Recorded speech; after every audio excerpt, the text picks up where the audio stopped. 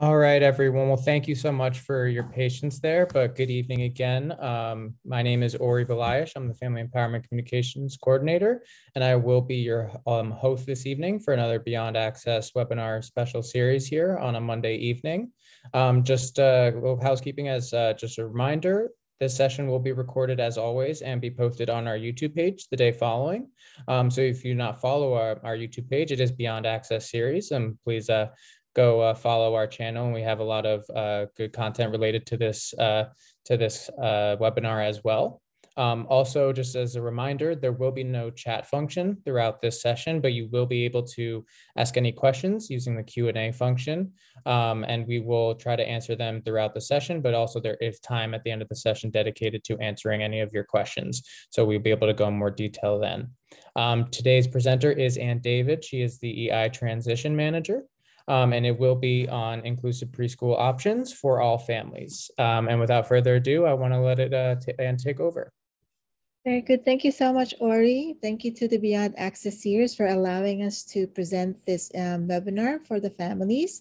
And as Ori said, we are presenting an overview for all families regarding inclusive options for preschool.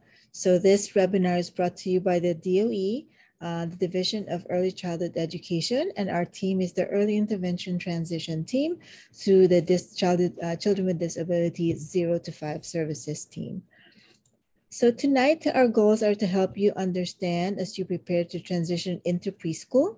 We want you to know that your family has options for preschool, and we want to provide information about the transition process to preschool special education, and we will let you know how to access those resources and supports throughout this transition.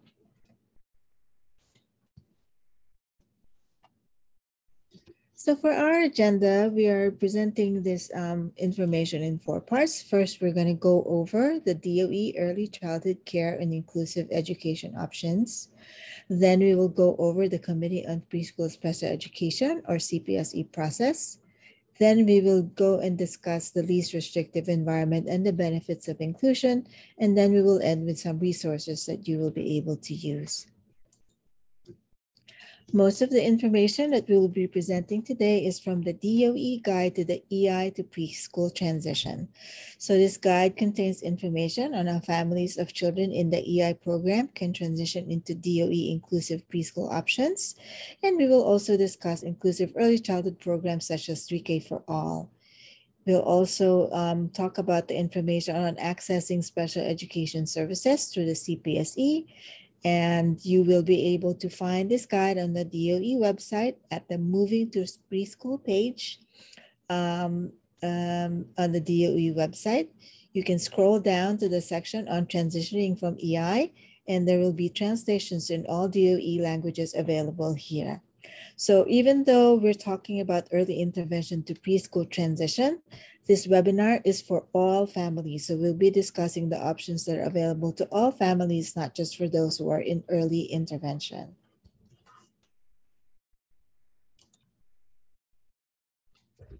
We will also be discussing information coming from the Family Guide to Preschool Special Education Services. And this guide contains detailed information on each step in the CPSE process, including how to access preschool special education services through the CPSE. You will also find this guide on the same webpage, Moving to Preschool, on the DOE website, and all the translations are also available there. The early childhood years are a time of significant development and growth. During this time, many children benefit from additional supports to help them learn and thrive. In New York City, children with developmental delays and disabilities aged 0 to 3 may receive these supports through the Early Intervention Program, or EI, administered by the Department of Health and Mental Hygiene. For children aged 3 to 5 with an educational disability or a delay or disability that affects learning, the New York City Department of Education has a variety of special education programs and services. If you believe your child may need services in preschool, you may refer your child to the DOE's Committee on Preschool Special Education, or CPSE. And all children turning 3 and 4 may also be eligible for free or reduced cost early childhood education programs such as 3K for All and Pre-K for All. Here are some key terms that we're going to use throughout the presentation, and you can find more of these terms in the DOE Guide to EI to Preschool Transition. First, there's age eligibility. So this is based on a child's birth date, and this is the age in which a child can begin receiving services from the Cpse. Eligibility for preschool special education services is the determination that there is a significant delay compared to developmental milestones, or if the child has a disability that affects their ability to learn. In New York State, a child aged 3 to 5 is identified as a preschool student with a disability if the Cpse identifies the child as having a disability. Next is the IEP. It is the Individualized Education Program, and it's a written plan that discusses a child's abilities and goals and outlines the services that the DOE will provide free of charge to meet their educational needs. The LRE, or the least restrictive environment, is the setting where a child will be recommended to receive their programs and services, which is a setting with children without IEPs to the greatest extent appropriate. And then there's the referral, which is a written request that begins the special education process to determine whether the student has a disability and requires special education services. So now we're going to go over the early childhood care and education options for preschoolers. For children younger than 3 years old, so if you're interested in early childhood programs that serve 0 to 2-year-olds, the DOE has program options for you. If your child is in EI between ages of 0 to 2, EI services can be provided in a DOE infant and toddler program. New York City provides a number of free or low-cost infant and toddler programs for families that qualify. These programs provide early care and education for children from birth to 2 years old all year round for up to 10 hours a day. Eligibility is based on your family's income and needs. If you qualify and there's a seat available, your child can begin a program at any time during the year. Please note that DOE Head Start and Early Head Start programs may enroll a small number of families who do not qualify based on income if they demonstrate a need for the services. And this would include families of children with disabilities who could benefit from a Head Start or Early Head Start setting. These options include infant toddler extended day or year programs. There are early Head Start programs and administration for children's services or ACS voucher options. You can learn more about these options by visiting the DOE website and go and search for Early Learn NYC.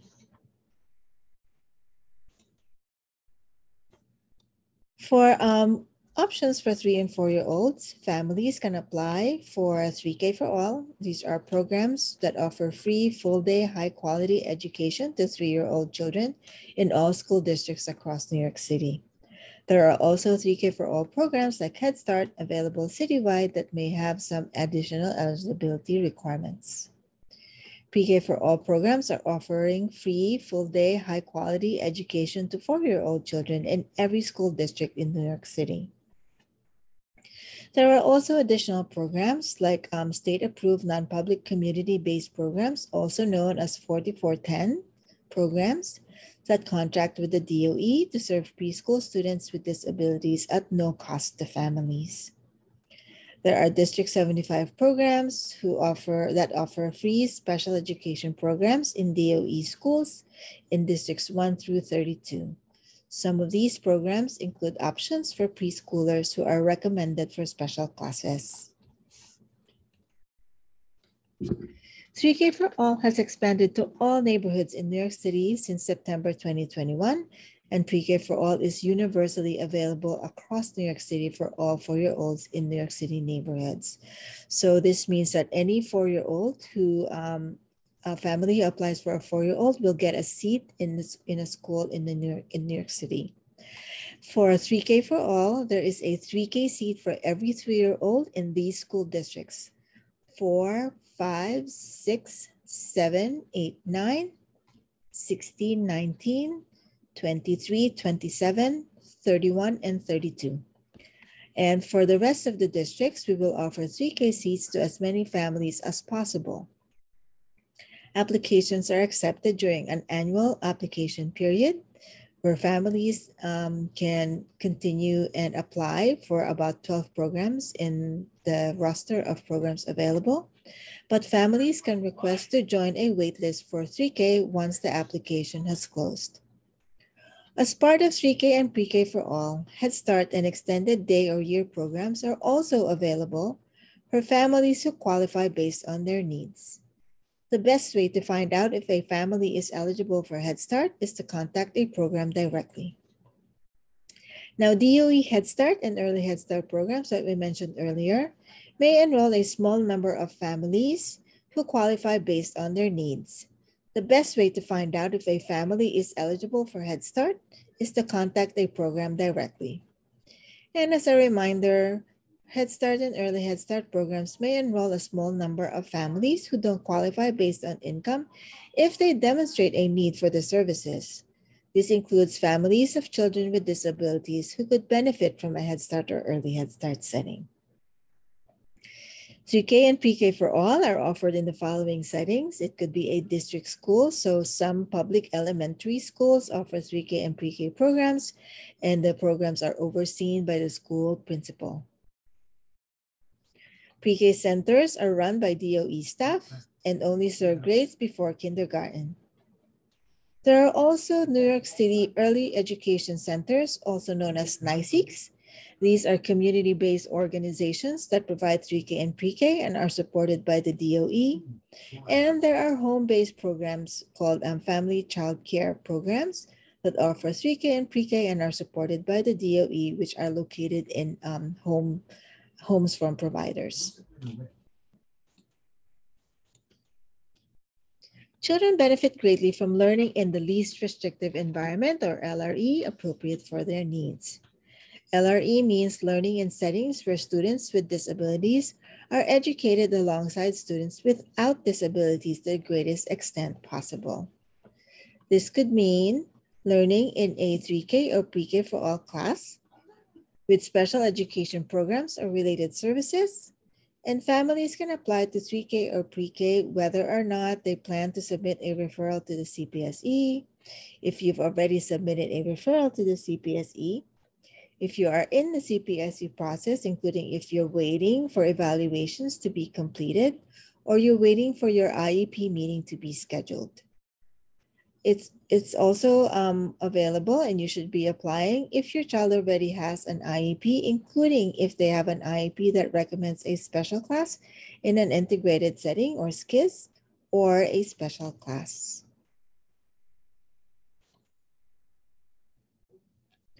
Please note that applications for 3K and Pre-K are accepted during an annual application process.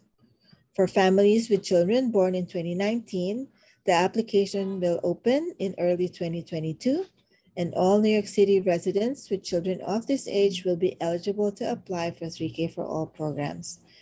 Children whose families apply this coming winter or spring will enter programs in fall of 2022.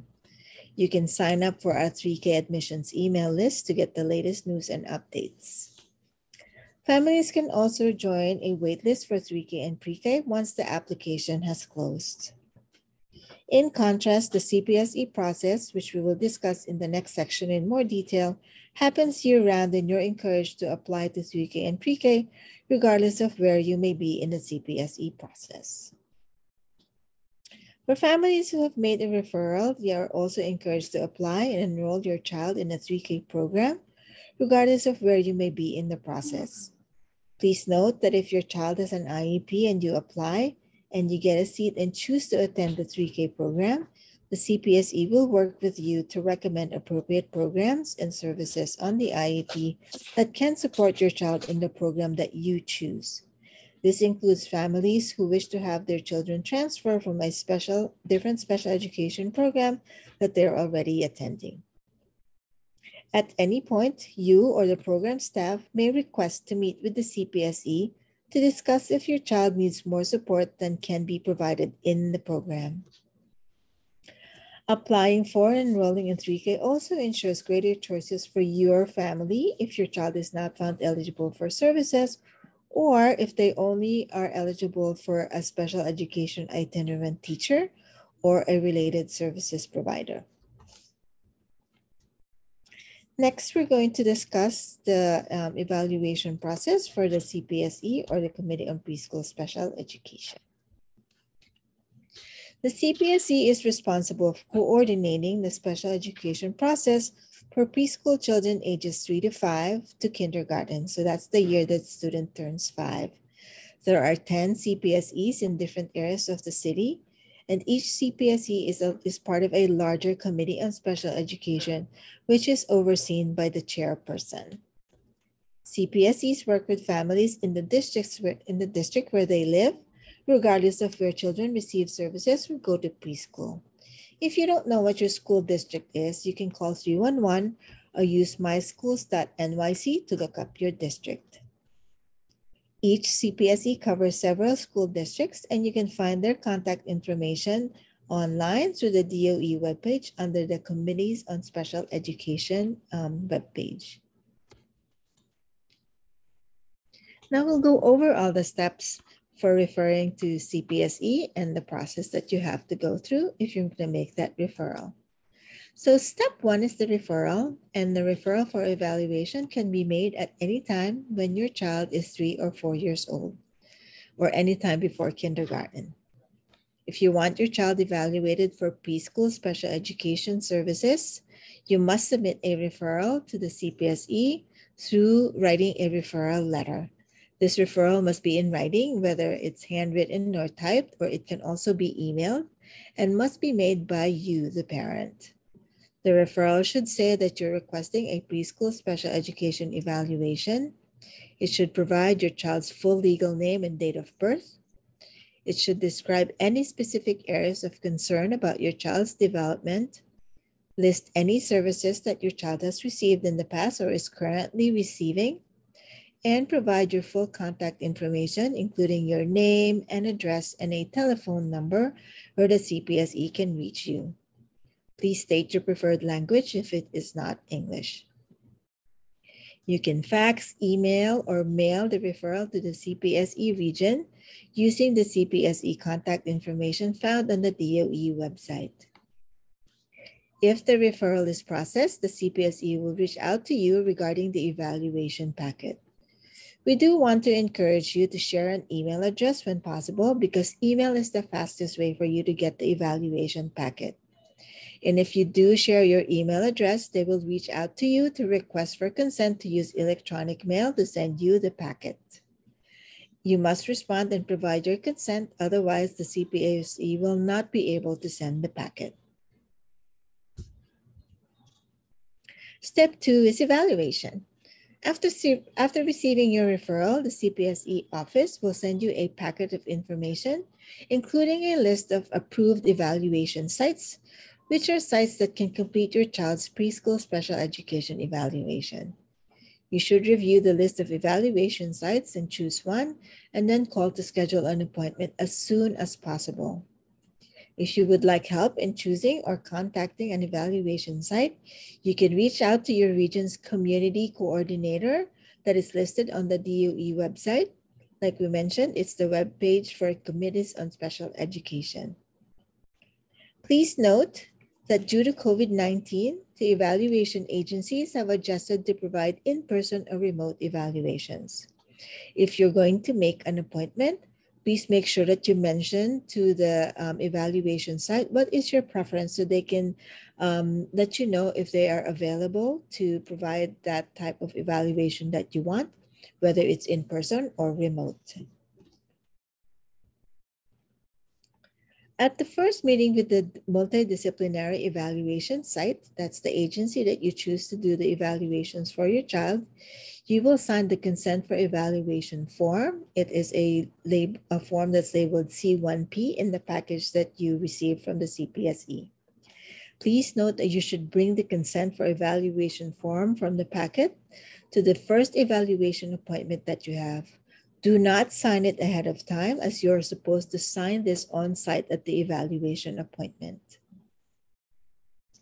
The evaluation includes examinations such as a comprehensive psychological evaluation, that looks at what your child knows and their cognitive abilities.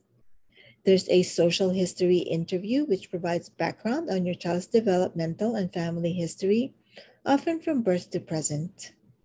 There's a physical examination, which is a health examination form, often completed by your child's doctor. There is an observation of your child in his or her current educational setting or childcare location, and other appropriate assessments as necessary to determine the physical, mental, behavioral, and emotional factors that contribute to your child's suspected disability. Please note that these assessments may require more than one appointment. If your child was evaluated by the DOHMH Early Intervention Program within the last 6 months, the evaluations can be used towards the Cpse evaluation. This may reduce your appointments. Some children require a bilingual evaluation, which is conducted in both English and the home language or native language of the child. The next step is the Cpse meeting. So before your Cpse meeting, the evaluation site will send you and your Cpse administrator copies of your child's evaluation reports, including a preschool student evaluation summary that you can review in advance of the Cpse meeting. Once the evaluations are received by the Cpse, they will reach out and schedule a meeting with you to determine your child's needs or is found eligible for preschool special education services. A Cpse meeting participants include you, the parent, you are a very important member of the Cpse team. There is a district representative or your Cpse administrator, and then there are other participants who may be included in the meeting. It could be your child's teacher, if this is applicable, others with knowledge about your child or special expertise, such as related service providers, like a speech or physical therapist. It could include your early intervention service coordinator if you're in early intervention. This could be done at your request. A DOE parent member can also be requested, and this is a parent who has gone through the Cpse process and can be requested to attend your meeting, and then anyone else who you would like to bring. To be found eligible, the Cpse must determine that your child is a preschool student with a disability. This determination is based on the evaluations showing that your child has a significant delay in development, an educational disability, or a delay or disability that affects learning. Your child may be eligible for preschool special education programs and services if they are showing substantial delays in any of the following areas. It could be cognitive, or the way your child thinks and learns. It could be in language and communication, or understanding and using language. It could be adaptive, which refers to self-help skills such as toileting, eating, and dressing.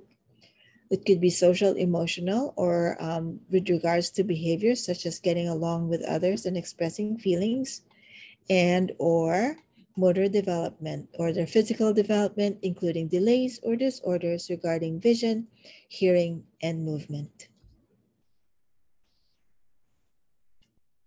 If your child meets the eligibility criteria, the Cpse will work with you to develop a written document called the Individualized Education Program, or IEP. An IEP is a plan that discusses your child's abilities and outlines the services that the DOE will provide free of charge to meet your child's educational needs. The IEP document includes many sections, including your child's present level of performance, measurable annual goals, the recommended preschool special education programs and services, and any accommodations and modifications they may need. The IEP will recommend an education program that is appropriate to meet your child's needs in the least restrictive environment, or LRE.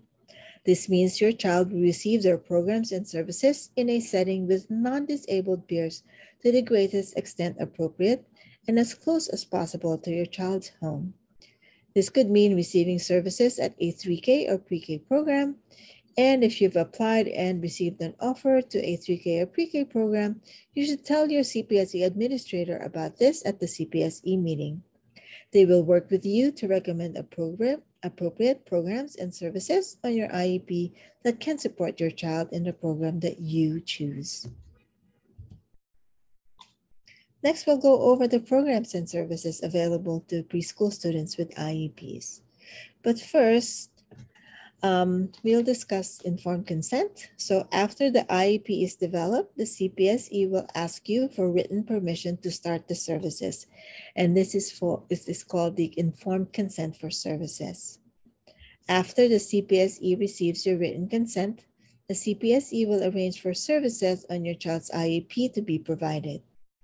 If you don't respond to the request for consent, or if you deny consent for special education services, the Cpse will not arrange for services to be provided and no further action will be taken.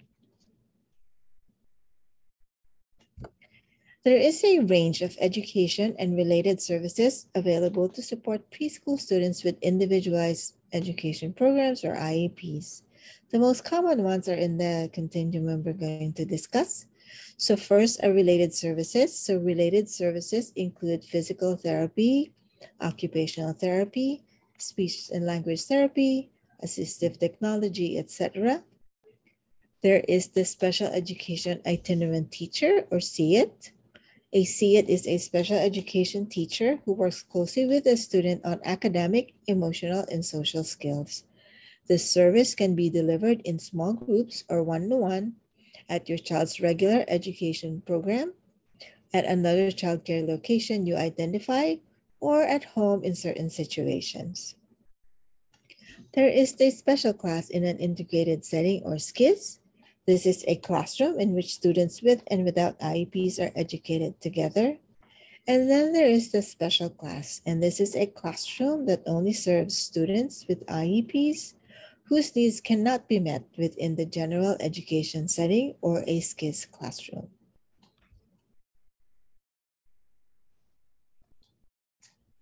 If your child's IEP recommends a SEIT or related services only, the Cpse does not arrange for placement in early education programs. So these services can be provided at all preschool or childcare settings, whether they're public or private, or at home under certain circumstances. If you're interested in applying to DOE early childhood programs, you should apply to a 3K or pre-K program. And if your child attends a 3K or pre-K program, their related services or SEIT will be provided at that program. Now, if your child's IEP recommends a special class in an integrated setting or special class, then the Cpse will arrange for an appropriate placement in a preschool special education program. These classes are available at pre-K centers, at district schools, and at community-based special education programs. Transportation is available for students placed in these settings. Again, please note that if a child receives an IEP with a recommendation for a special class or SCIS, families are still encouraged to apply for 3K or pre-K for all. If they apply and get a seat and choose to attend a 3K or pre-K program, the Cpse will work with you to recommend appropriate programs and services on the IEP that can support the child in the program that you choose. And again, at any point, the family or the program staff may request to meet with the Cpse to discuss if your child needs more support than can be provided in the program. Now, what should you do if your child is not found eligible? If you do not agree with the recommendations made by the Cpse and you can't resolve the issue at the Cpse meeting, you have the right to mediation and/or an impartial hearing by making a written request to the DOE. Regardless of whether or not your child is eligible for Cpses, you can apply for 3K for all. And what are your options if you decide not to refer to the Cpse? Of course, you can apply for 3K for all, whether you decide to refer to the Cpse or not. And if you change your mind, you can make a referral to the Cpse at any time before your child turns 5.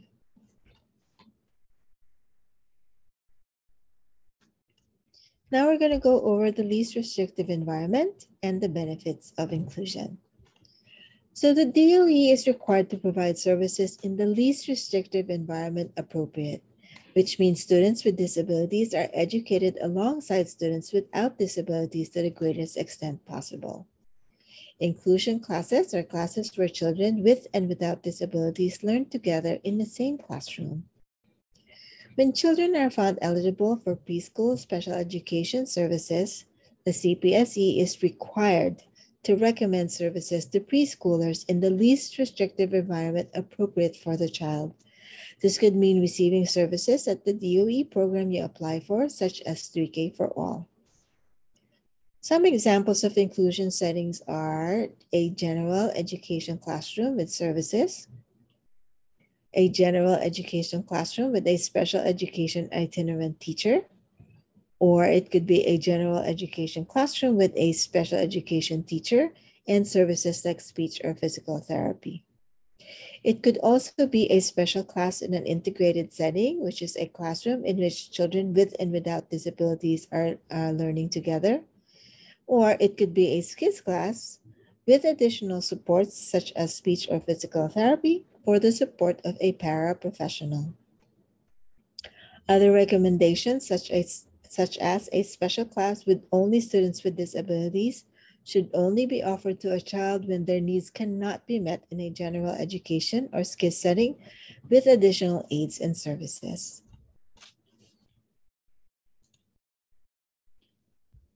Inclusive settings such as general education or skills classrooms allow children with and without disabilities to learn alongside one another. Inclusion promotes academic growth, independence, and social emotional development. In fact, research on inclusion in early childhood has shown that both children with and without disabilities benefit from inclusion.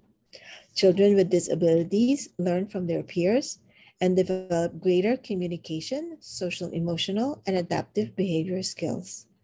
And the children without disabilities develop a greater acceptance of diversity and are more empathetic and have more empathetic social behaviors. Now, children with disabilities in inclusion classrooms develop stronger language and math skills. They are more likely to have social interactions with their peers, which allows them to create larger networks of friends and acquire social skills. And they tend to be absent fewer days from school. As a reminder, 3K and Pre-Care for All offer inclusive settings. Now we're going to show you a video of teachers describing the benefits of inclusion settings for students with and without disabilities.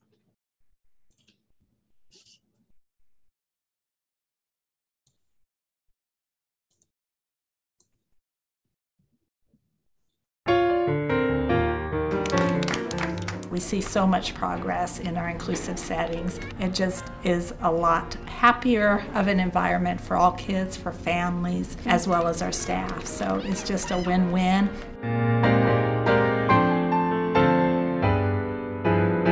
I see how much empathy the inclusive classroom builds. The kids get so excited when they get to actually do what all the typically developing kids are doing, when they're helping each other out. Just having everybody being involved has just been wonderful to see. Inclusive classrooms are great for all of the kids. For the children who have an IEP, they learn from their peers. They want to learn from their peers. They want to imitate what they do. They watch them carefully. The typical peers, they might, in that very first week or so, say, well, doesn't he talk? Or why can't he walk? And ask some questions, but you give them a very simple explanation, or it's just like, well, she's going to learn and you're going to help teach her. How about that? And then they just, oh, okay. And then they're fine with it. And then they don't even seem to notice it. I think that's so wonderful. We've got a variety of different adaptations in here, and they are so helpful for the kids. If they can't tell us maybe verbally what they want for lunch, we've got our little communication menu, letting us know what they want, or making choices, or telling us yes, no by using a device, or pointing and picking things up, and the kids that are working on something, like feeding themselves, and wouldn't be able to do it with a regular spoon if they have an adapted spoon that's built up and it's got a curved bowl. We have this really nice equipment for outside. So we've got, an adapted bicycle that the kids can get on and the gait trainers for the kids who aren't able to walk. So often they would be sitting at the sidelines and just watching the other kids, and you get some of the equipment that allows them to be out there doing it too. Kids can have some control. It builds their self-esteem that they, I can do it myself. Families don't feel segregated, families feel included too. Kai has cerebral palsy and he's pretty involved. I was very fearful that it was just not going to work. I was really committed to making it work, and I came at the beginning and helped him transition. And I don't know if that was more helpful or not to the, to the teachers. They were very willing to accommodate me, and they didn't seem like they were annoyed that I was there, which was very nice. 11.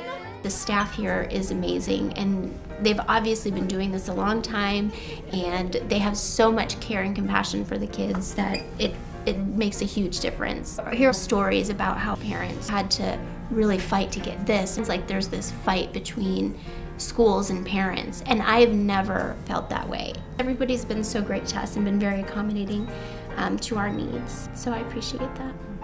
One of the things that I think is most changing in terms of having inclusive environments is also for the change in teachers. 3, 4, 5.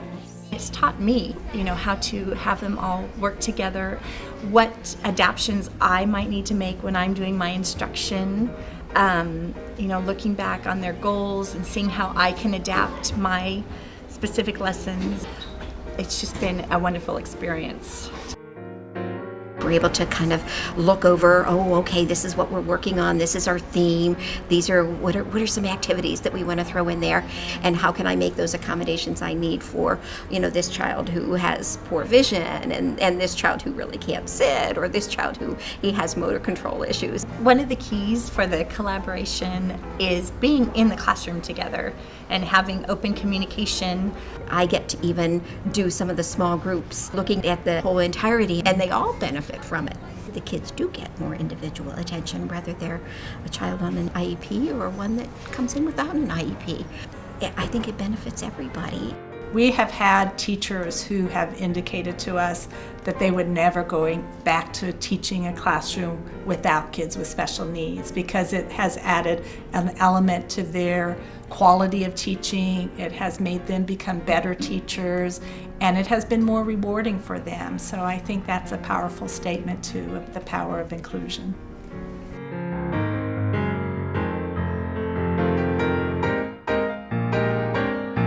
It's not just a win for our students with special needs, but it's a win for all students, because they are the ones that are going to make a difference and make a more inclusive life for everybody.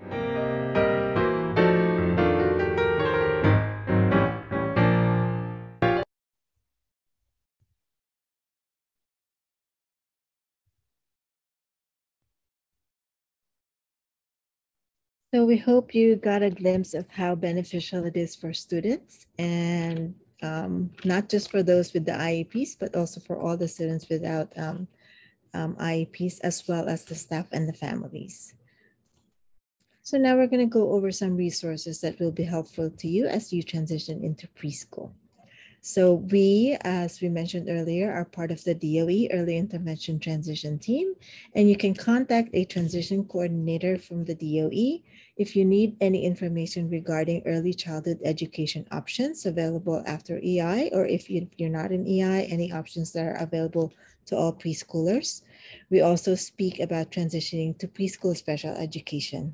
So if you have any questions, you can call us on our helpline at 646-389-7171, or you can email us at our inbox, which is ei2preschool@schools.nyc.gov.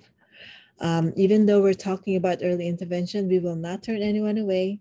If you have a question regarding preschool, we are going to help you. We will answer your questions. And if we're not able to do that, then we will refer you to the party who can give you an answer.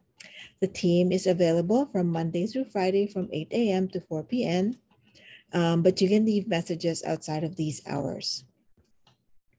We also have the DOE guide to the early intervention to preschool transition, which we had mentioned earlier. And most of the information that we presented today is coming from this guide. It comes in 10 languages. So it's English, Spanish, Chinese, Bengali, Russian, Urdu, Arabic, Haitian Creole, Korean, and French. And you can also watch a webinar on transitioning from EI to preschool, which was recorded in our webinar through Beyond Access 2 weeks ago.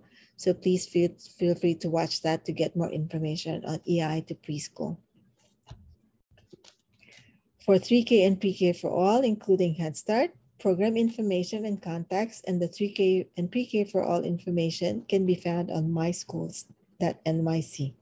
For application support for 3K and Pre-K for all, you can contact our outreach team at 212-637-8000 or 718-935-2009.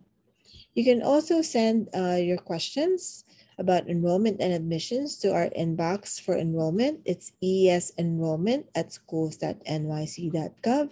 And you can learn so much more on the DOE website in the 3K webpage. So just enter 3K once you go into schools.nyc.gov. And like we mentioned earlier, you can sign up for the DOE email admissions list with the link available to you after this presentation. So this list will give you tips and updates and key date reminders, such as when the application periods open and close, and when the offers are ready, etc. So let's go and maybe demonstrate first. So let me show you myschools.nyc.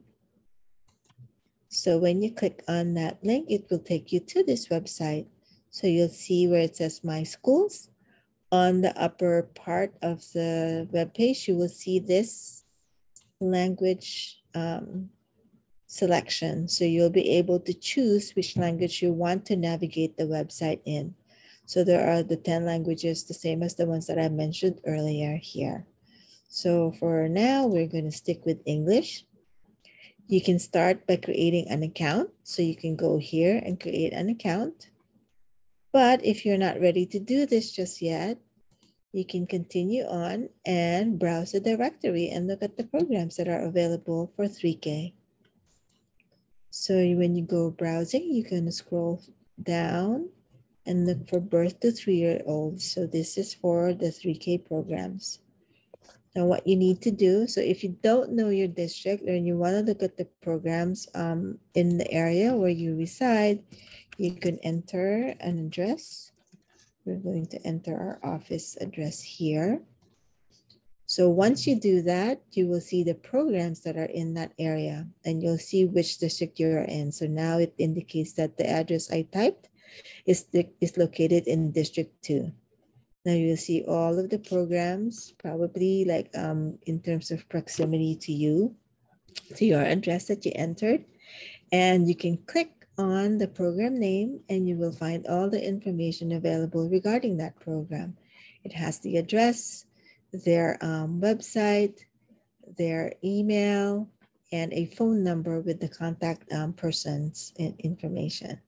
It will tell you what hours they operate, and it will give you information on how the program is doing quality-wise, right?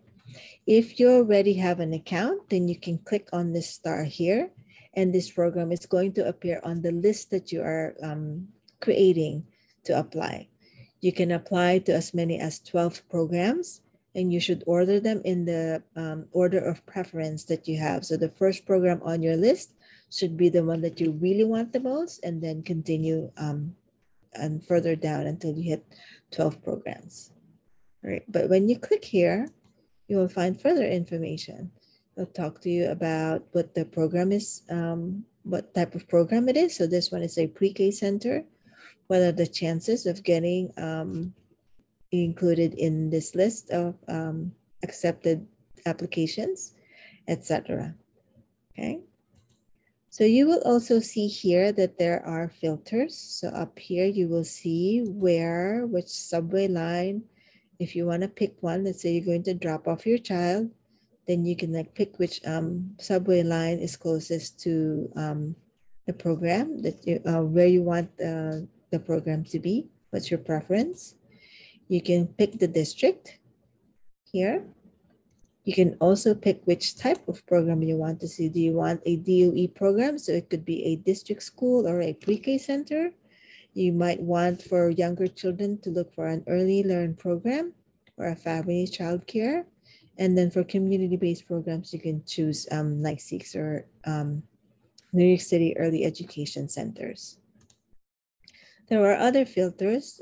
If you want to see only the programs that may have seats available, you can click here.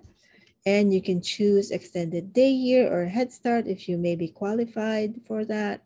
And Early Learn has all of these options also. Other features include early drop-off or late pickup if it's available at the site. Okay, so there's many ways of like finding information and filtering the program so that they you can pick the ones that you want to choose for your application. Okay. All right, so in the 3K website, let me just go back. In the 3K website, so let's go and open that site. So you'll see here that there's information regarding this, what's happening now. There are virtual events for admissions this fall and winter, so you can go and check out these events from our outreach team, our enrollment team, so you can be ready. But in this website, you also have videos which are very useful for families who want to apply. So they have an overview of the 3K programs, what the admission process is like. You can view a video on how to create a My Schools account and how to complete an application. So there's plenty of good information here. Okay. For children born in 2019, so these are the kids that we are catering to right now. Applications will open in early 2022. So that's most often it's like the end of February or early March. Okay, and like we said, we can sign up for the CK admissions email list. Okay, so let's go back to our show. The Committee on Preschool Special Education information is found on this website. So you can click on Committees on Special Education. And if you know your district, you can use My Schools to find your school district. Then you can find the contact information for the districts that you belong to.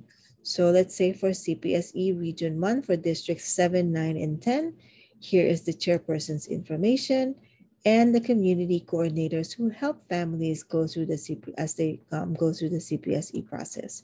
So they have their fax numbers if you're going to fax your information, and email addresses if you want to email your referral, or if you want to follow up on anything regarding your referral. Okay. Now, go back.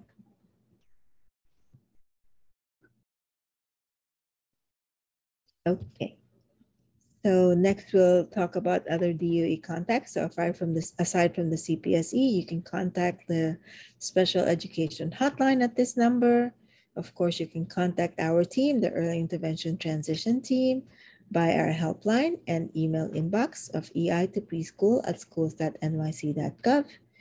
You can reach out to send an email to related services, special education, students in temporary housing. There's an inbox for assistive technology and Office of School Health. If you are not satisfied with the results of your CPSE meeting, you can request for an impartial hearing by emailing the impartial hearing office.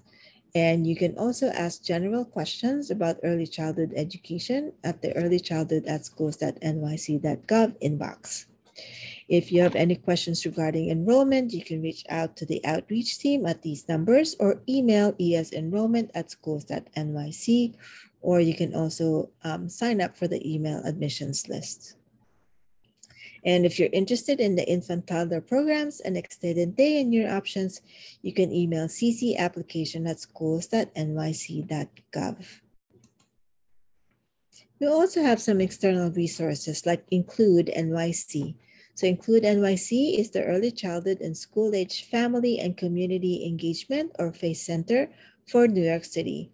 So they cater to all families in the Bronx, Brooklyn, Manhattan, Queens, and Staten Island. Include NYC is funded by the New York State Education Department Office of Special Education to promote meaningful family involvement within the educational system, build collaborative community relationships, and provide information and training about available service options and delivery systems for children from birth to age 21. To contact Include NYC, you can reach out and request for support or ask questions by visiting their website at includenyc.org.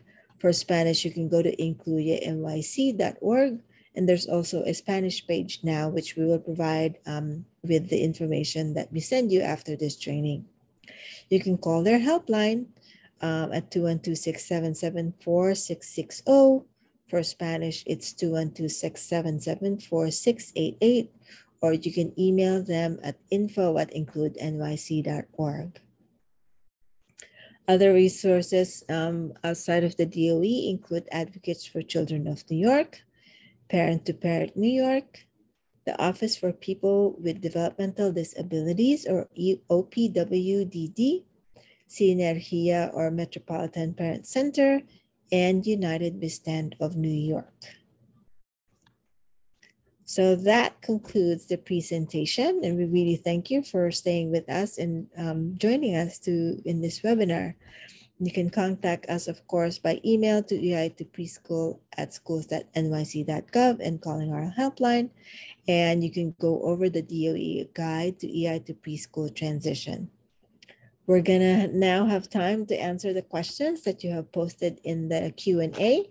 And you can continue to add questions. If you have a question that you feel you don't want to present at this venue, you can email us and we can provide you with the answers through our email or inbox and our helpline. Okay, Beatrice. Yes. Hi, everyone. So the first question that came up was, what is the earliest age prior to reaching age 3 can a child transfer from early intervention services to CPSE services? Okay, so let's talk about information for families who are in early intervention. So for families who are in early intervention, let's go over the timelines for children who are in early intervention. So for kids in EI, age eligibility is determined by your child's date of birth. So for a child who is born between January and June, the earliest that you can get services in CPSE is by January 2nd of the year your child turns 3. So for children who were born in January 2019 up to June 2019, they can start CPSE services as early as January 2nd of 2022. So to be able to do that, for a child to be able to start services on January 2nd, 2022, they have to be found eligible before that date. So families in EI are allowed to submit the referrals as early as 120 days. That's 4 months before your child turns 3. So that would mean, before the eligibility date, I'm sorry. So the referral can be submitted as early as September 4th. So that's 120 days before January 2nd. That's because it will take this much time for you, and you should take advantage of taking all that time to get the evaluations completed and your CPSE meeting conducted. And then for placement to be arranged for your child to be able to start by January 2nd. So if your referral is submitted by September 4th, you have all that time to pick an evaluation site, get your evaluations completed, get an IEP meeting completed. And then if your child is found eligible, then your CPSE administrator and you will have the time to select and find appropriate placement for your child. Now, for a child who is born from July to December, so let's say a child is born July 2019 to December 2019, they are first eligible for CPSE services on July 1st of the year that they turn 3. Now, their referrals, like we said, can be submitted as early as 120 days from this date. So by March 4th, children born in July to December 2019 can have the referral submitted to the CPSE. Now, we want to make sure that you understand that they will be eligible for July 1st services if they are found eligible for 12-month services. So if the child is only approved and eligible for 10-month services, they won't be able to start until September. So the 10-month program is from September to June of the school year. The summer program is 6 weeks starting in July and the middle of August. So if your child is found eligible for CPSE services and on a 12-month basis, so an extended school year, then they can start as early as July 1st of the year that they turn 3. Okay. Now we want to make sure that for families who are in EI, that you understand that your referral really should be submitted no later than 90 days before your child's 3rd birthday. As we have mentioned earlier, it takes a while for your evaluations to be completed and for your IEP meeting to be conducted. So if you want to make sure that your child can stay in early intervention and receive their services beyond their 3rd birthday, that CPSE referral must be made before 90 days of your child's 3rd birthday. So that when their eligibility is established, it has to be done before they turn 3. Otherwise, if your IEP meeting is not conducted before they turn 3, then their services end the day before they turn 3. Okay, I hope that is clear. If you have any follow-up questions, please feel free to add it into the Q&A. All right, great. The second question that came in was, living in District 1 is difficult finding early learn programs due to all the other expensive childcare programs. How do District 1 parents be helped better? You can certainly reach out to our enrollment team. So they're the ones that are really great at finding programs for the schools. If you're looking for early learn, you can reach out to the CC application inbox. So you will get that information after this training. So make sure that we have your information. If you didn't register, just register now. If you just got the link, just register so we have your email address and we can send you information. Or you can certainly email our inbox, EI to preschool at schools.nyc.gov, so we can share information with you that you need, okay? Great. Another question that came in is, once we choose a CPSE school, can that school later be changed, or does the child have to stay with that school for 2 years? And if they do change schools, what are some of the reasons for changing? Okay, so your IEP reflects what your child needs and what recommendations are made based on those needs. So on a yearly basis, your IEP is reviewed. It's called an annual review. So in that annual review, all the providers will tell your CPSE administrator about your child's progress. So how is your child doing? Is he making progress? Or does your child, you feel, need more supports to be able to meet the goals that are in their IEP?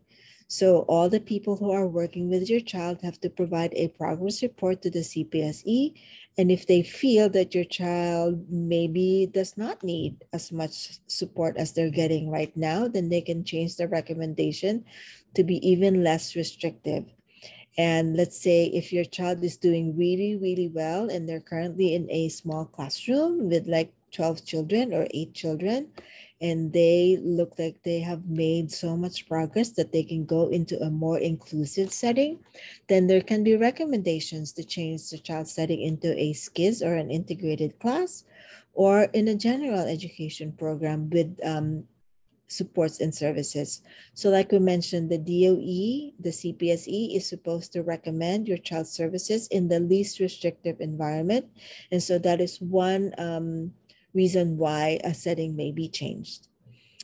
If you have any concerns about the program and that you feel that it's not a good match for you and for your child and your family, then you can always have a conversation. Of course, it's something that you can discuss with your child's teacher to see if your concerns can be addressed at the program level. But you can also reach out to your CPSE administrator, who is basically responsible for your case for your lifetime in CPSE, and you can discuss your concerns with your CPSE administrator. Other reasons for changing are if you move, then that's a reason to talk to your CPSE administrator if you need to move out of your program. But we want you to know that you don't have to move your program if you are moving, especially if you're like moving within the same borough. Because for children who are receiving SCIS and special class, you have transportation wherever you may be. So even if your home is like, the new home is like 5 miles away compared to the couple of miles that you had started the program in, you will still be bused into the program. So like I said, this is for special class in an integrated setting and for special class. The children who are only receiving related services or no services at all will not be getting transportation services through the CPSE. Okay, great. The next question is, my son was evaluated and approved for speech in September. It is now December and services have not started. If services never start, will he need a re-evaluation before starting 3K? You should really reach out to your CPSE administrator to make sure that programs and services are provided based on the IEP. They may not necessarily need a re-evaluation. You, of course, can request for a re-evaluation, and it is up to the CPSE to see if that is warranted or not, and they will tell you if it's approved or not. If you feel that the evaluation that was conducted before is no longer representative of how your child is functioning at the present time, then you have a reason to ask for a re-evaluation. But it's not necessary for you to get a new evaluation after the time. But certainly in terms of like getting the services, please make sure that you reach out to your CPSE administrator to see what can be done about getting those services started immediately. Okay. If anyone, any of the families are having difficulty reaching CPSE staff, you can reach out to us also, and we will help connect you because we work very, very closely with the CPSE. Okay. All right, the next question is, are there any free preschool programs for children approved for EI? We spoke about the early learn programs. So the infant and toddler programs are free or low cost to families. Also Head Start. So if you qualify for the eligibility requirements, so it's not just for children with disabilities, there is a small number of seats that are reserved for children with disabilities in Head Start. So you can certainly reach out to the program and find if they have an opening. Head Start programs enroll children throughout the year. If they have a seat, they can look at your requirements, and if you meet their requirements, including if you have an IEP or an IFSP for children in EI, then you may get a seat in a Head Start program. So those are some of the options for children younger than 3. Okay, and there's a follow-up question regarding the CPSE question you had answered previously. By yearly meeting, does that go according to when the child starts CPSE program, for instance, or is it according to the school year? It's according to when your IEP meeting was conducted. So it's supposed to occur within a year of your IEP meeting. So let's say you have your IEP meeting tomorrow, December 7th. So by December 7th of the following year of 2022, you should get another review. Of course, there is an annual review process, and that's something that is required. But there are instances when you might want to request for a review or let's say the people who are working with your child, the providers who are working with your child, feel that there needs to be a discussion regarding what services your child is receiving, then there can be a requested review. For families especially, or providers who are thinking of like getting more services for a child, that is the sort of like situation where everybody has to make sure that they have the right documentation. There has to be a reasonable rationale for asking for a requested review and for asking for a change in services. So make sure that the staff have collected the data that they need to be able to justify a request for a change in services and to request for a review. The next question is, can a child that's not potty trained and doesn't communicate go to 3K? Here's the big thing. All children are welcome in 3K and pre-K for all. So they are not supposed to be discriminated against if they have an IEP. All children are welcome, whether or not they're potty trained, whether or not they're able to speak. There are supports that are available for all children in 3K and pre-K. 3K and pre-K programs have social workers and instructional coordinators. They have policy support specialists. We are going to bring in inclusion specialists, and all programs are supposed to work with families so that they have strategies that will help the children be able to adjust and learn the skills that they need to be able to stay in the program.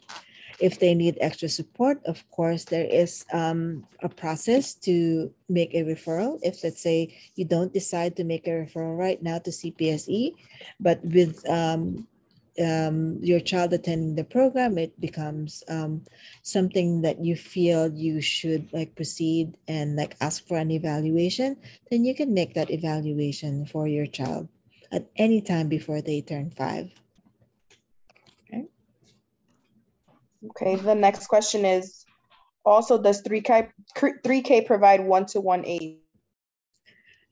So any of those services has to be for a child. If a child has an IEP, then it's something that needs to be discussed with your Cpse administrator. If your IEP says that your child needs a one-to-one aid, then it will be provided for your child. If it doesn't, then it's something that needs to be discussed. If it's something that is warranted, it is something that has to have a real significant reason why the child needs a one-to-one. Most of the time, it's because of either medical reasons. If your child needs to have that support to be able to accommodate their medical needs, that could be a reason why a child has a paraprofessional. It could be for behavior, but that involves a lot of like documentation and proof, basically, that your child needs that support. It's not something that is given easily. It has to be something that is warranted to be able to meet the child's needs at the program. Great. The other one is there transportation for non-Cpse kids?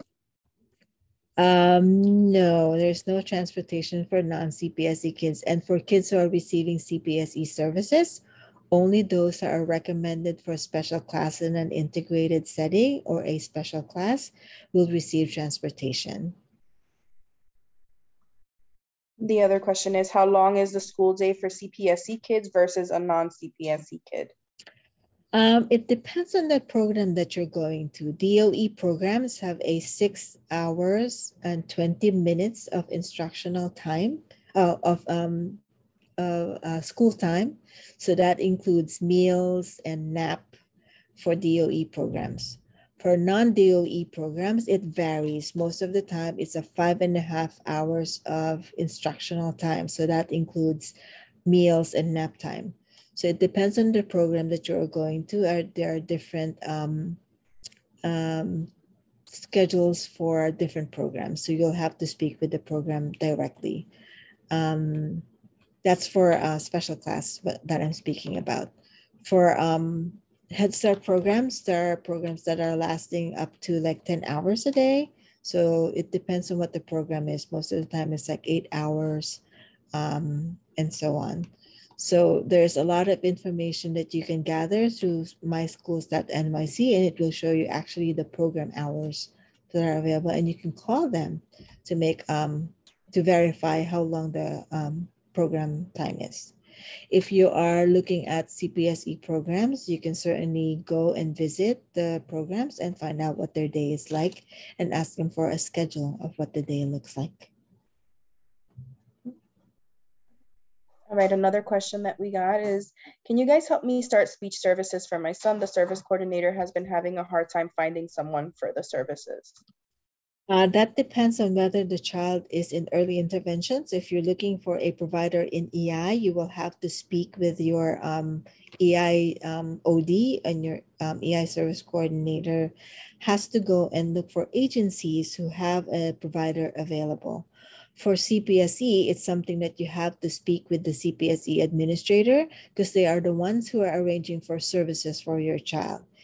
If your child is receiving only related services. Usually, if the child is in a special class, then the child's services are provided by the school where your child is enrolled in. If there are any difficulties there, then certainly speak with the program staff, or you can also reach out to your to your CPSE administrator for support. All right, the next question is, my child is medically fragile and I am interested in programs with a on-staff nurse. Is there a list or database of these programs? So there are a lot of different programs. So there are DOE programs, there are 4410 or community-based programs. So you'll need to speak to the 4410 programs to see if there are medical accommodations for your child if they have a nurse. Most of them do, because it is a requirement for a daycare license to have a medically trained professional or a certified medication administrator and administration person in each building for them to have a license. So it's something that if your child is medically fragile and if your child is recommended for a special class, then your CPSE administrator will arrange to find a program that can accommodate your child's needs. Okay. The other question is, can a speech delay qualify for a one-to-one para? Speech delay by itself, it depends on what the services are. If it involves like but most of the time it will involve a behavior issue that will warrant a one-to-one para. But we're not the CPSE. Our team is not with the CPSE. It's something that you need to discuss with your CPSE administrator, because they are the ones who will work with you to put services on the IEP that is appropriate to meet your child's needs. All right, and the last question that we have here is a follow-up to the 3K one that you answered before, and it says, will your child get speech services within that time frame that they're in the school? So it depends on whether or not a provider is available. So if they're only receiving services for related services, most of the time in the DOE schools, they will get the provider to work within that school day. If that is not something that is possible, then your you speak to your CPSE administrator. So like I said, like your point person is your CPSE administrator, because they're the ones who will arrange for services for your child. If it's not available at the program, they can give you information on providers who can be contacted outside of that program, or you can be given information on a site where they can provide the services for your child in a, let's say, a clinic or a in a different setting. That's it for the questions for now. That's it. If there are any other questions, please feel free to add them onto the Q&A. But if there's any other information that you feel you need, so I'm going to go over this. This is actually the training that we did for families in early intervention. But if you have any other questions that we maybe did not cover here, or for those who want more targeted answers for children in early intervention, please feel free to call our helpline so you can speak with our transition coordinators, or you can email us at ei2preschool@schools.nyc.gov. So once again, I'm going to post that slide so that you can see our information. So here, go and contact us, call us. We're here to answer your questions. And once again, if you're having any difficulties contacting staff at the CPSE, we can also help connect you to CPSEs.